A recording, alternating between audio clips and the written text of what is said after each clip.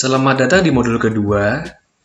Jadi pada modul kali ini kita akan membahas mengenai trigger, label, dan juga breakdown. Trigger merupakan suatu fungsi yang dapat digunakan untuk memberikan perlakuan tertentu pada suatu entitas yang merupakan output dari sebuah lokasi. Nah, dengan menggunakan trigger, kita bisa memberikan sebuah treatment atau perlakuan seperti halnya membagi entitas menjadi beberapa tipe, memberi tampilan warna, mengubah bentuk 3 dimensi suatu entitas, mengatur lokasi, ukuran, dan juga tata letak entitas.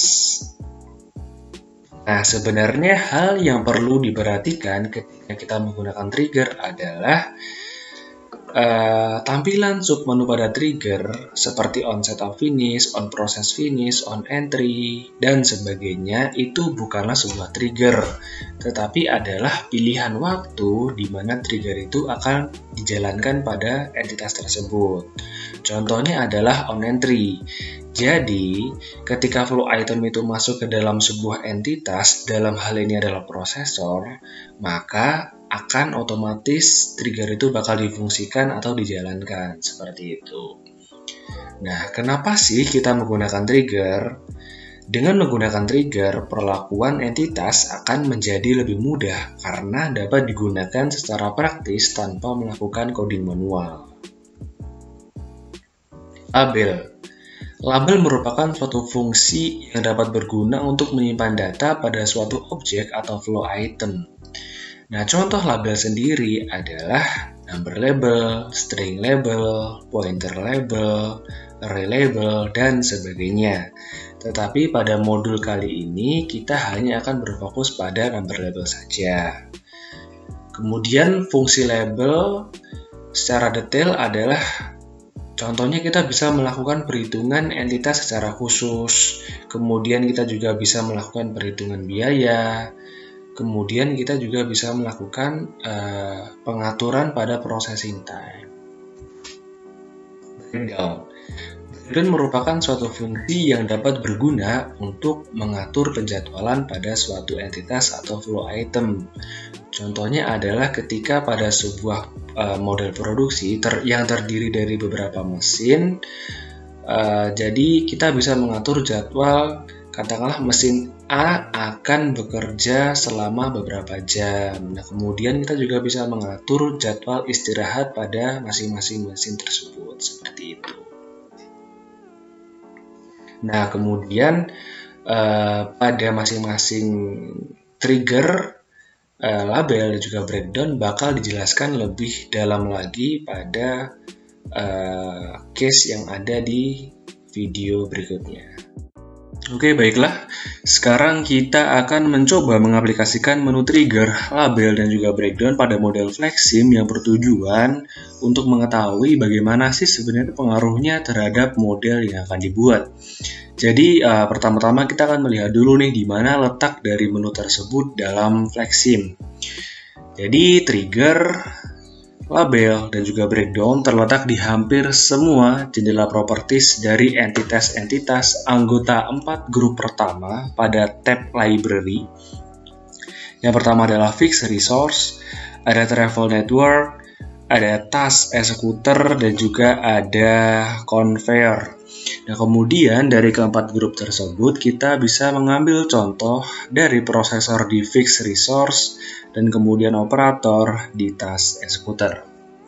Nah, kemudian untuk melihat menu trigger, label, dan juga breakdown, kita bisa klik 2 kali pada masing-masing entitas untuk melihat jendela propertiesnya.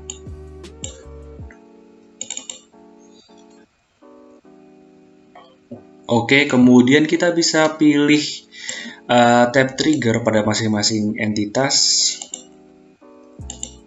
Oke, kita bisa menambahkan atau melihat dengan klik tombol plus berwarna hijau, dan ini merupakan tampilan submenu trigger dari prosesor.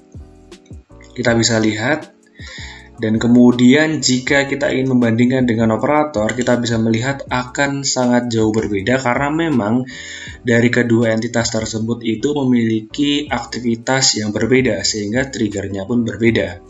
Oke, kemudian pembahasannya kita bisa didahulukan yang prosesor terlebih dahulu ya. Oke, ini merupakan submenu trigger dari prosesor. Jadi sebenarnya submenu ini bukanlah trigger, tetapi adalah pilihan waktu di mana trigger itu akan dijalankan. Nah, pada prosesor terdapat 13 tampilan submenu trigger. Yang pertama itu adalah on setup finish, yaitu trigger itu akan dijalankan ketika proses setup telah selesai. Artinya jika setup itu selesai pada detik kelima dalam prosesor, kemudian trigger itu bakal dijalankan pada detik ke-6. Kemudian ada on process finish.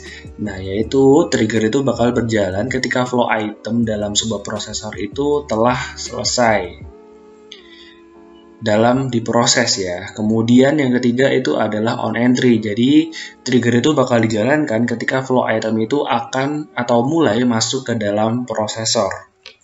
Nah, kemudian terdapat beberapa yang lainnya. Untuk pemilihan trigger adalah disesuaikan dengan nama-namanya ya teman-teman. Nah, kemudian dari operator nih.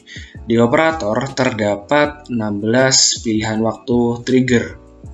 Yang pertama itu adalah on load. Jadi trigger itu bakal berjalan ketika seorang operator itu sedang melakukan task atau sedang loading gitu ya. Kemudian adalah on finish task. Jadi trigger itu bakal berjalan ketika task atau aktivitas yang dijalankan oleh operator itu telah selesai. Dan lain sebagainya. Untuk pilihan trigger disesuaikan dengan namanya. Oke, kemudian di per model nanti kita hanya akan berfokus pada beberapa submenu trigger aja yang digunakan. Nah, kemudian untuk mengetahui fitur dari trigger yang lebih advance, kita bisa pilih dari salah satu entitas saja. Misal kita dari prosesor, kita bisa memilih on setup finish misalkan. Nah, kemudian kita bisa menambahkan tombol plus berwarna hijau. Nah, akan muncul tampilan submenu baru dari trigger. Ada 5, yang pertama adalah data, ada control, visual, list, dan code snip.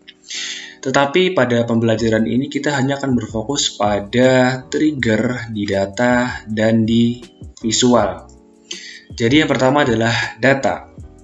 Di data berarti adalah trigger itu akan mempengaruhi identitas flow item mulai dari label, ada nama, ada tipe item dan warna, kemudian ada tipe item berdasarkan persentase. Nah, kemudian ada trigger dalam bentuk visual. Jadi pemberian trigger itu akan berpengaruh terhadap tampilan luar, tampilan visual dari flow item seperti lokasi, rotasi dan ukuran, ada warna juga, kemudian ada bentuk 3 dimensi, dan masih terdapat banyak banget pilihan yang masih bisa dieksplor di visual. Nah, sekarang kita bisa masuk ke penjelasan label. Jadi untuk melihat dari fitur label, kita bisa klik tab label pada submenu prosesor seperti ini. Klik saja, kemudian kita bisa menambahkan tombol plus berwarna hijau. Klik saja, kemudian kita bisa melihat beberapa tampilan dari label. Tetapi pada kali ini, pembelajaran kali ini, teman-teman kita akan berfokus pada number label. Nah, number label itu sebenarnya berfungsi untuk menghitung jumlah flow item yang masuk dan keluar dalam suatu entitas, dan dalam hal ini adalah prosesor. Nah, penggunaan dari label sendiri akan sangat berkaitan erat dengan aplikasi dari trigger, yaitu pada trigger di submenu data dan kemudian increment value-nya. Jadi ketika kita mengaplikasikan label, kita wajib menggunakan trigger juga, yaitu increment value, teman-teman. Seperti itu. Nah, kemudian untuk penjelasan di breakdown, teman-teman, kita bisa klik tombol atau tab breakdown pada submenu ini.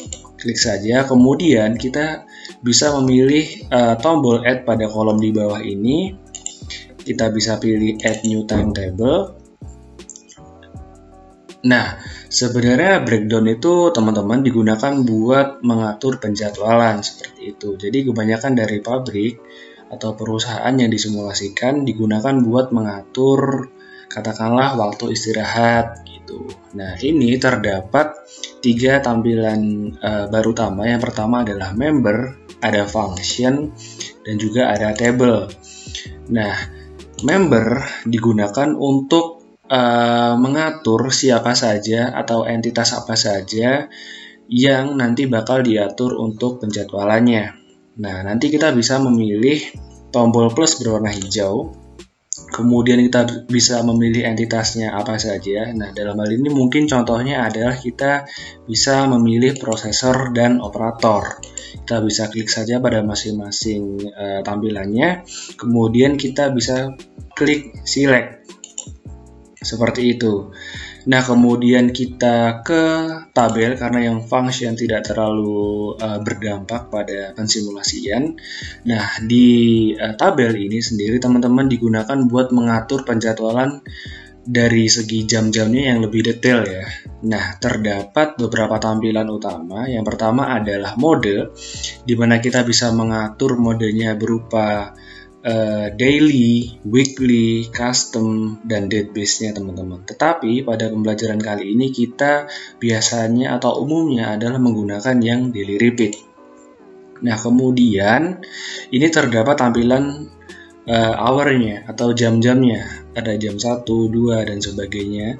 Nah, kemudian kita bisa mengatur jadwal istirahatnya dengan cara klik pada samping angka. Katakanlah kita ingin mengatur penjadwalan istirahat dari jam 10 sampai jam 11. Kita bisa klik di samping jam 10, kita klik dan kita tahan, kemudian kita geser sampai ke kanan pada jam yang kita inginkan. Nah, kemudian kalau misalkan masih belum terlalu akurat, kita bisa mengatur jam-jamnya itu dari ada keterangan di bawah ini adalah start sama end.